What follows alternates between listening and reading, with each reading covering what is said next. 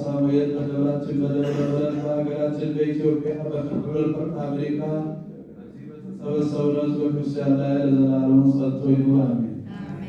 የሐዋርያት ሥራ ምዕራፍ 10 እስከ ፍጻሜ።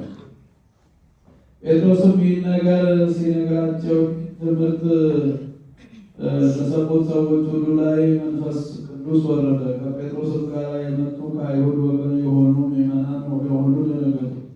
የመንፈስ ቅዱስ ጸጋ በአሕዛብም ላይ ወርዷልና በልዩ ልዩ አገር ቋንቋ ሲናገሩ ሲያመሰግኑ ሰምተዋቸዋል። ጴጥሮስም እንደኛ መንፈስ ቅዱስን ከተቀበሉ በኋላ እንዲህ በውሃ እንዳይጠመቁ ውሃ ሊከለክላቸው የሚችል ማን ነው?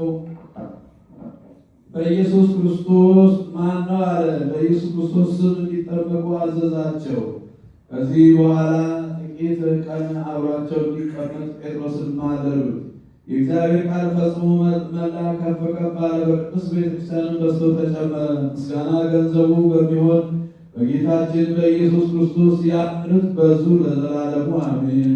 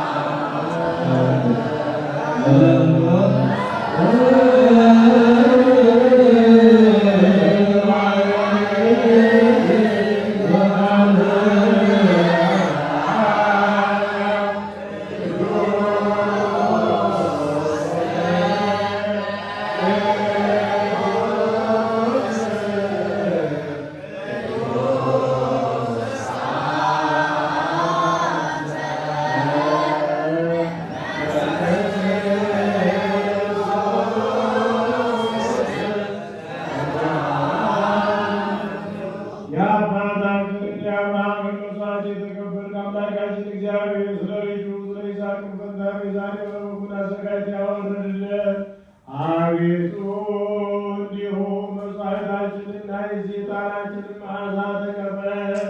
በእርሱም ፈንታ ይቅርታና ቸርነትን ብዛት ከላይ ላክልን። ከክፉ ኃጢአታችን ሽታ ሁሉ ንጹሐን እንሆን ዘንድ ሰውን የምትወደው በንጽሕና ምስጋና ፊት እናገለግል ዘንድ የበቃን አድርገን።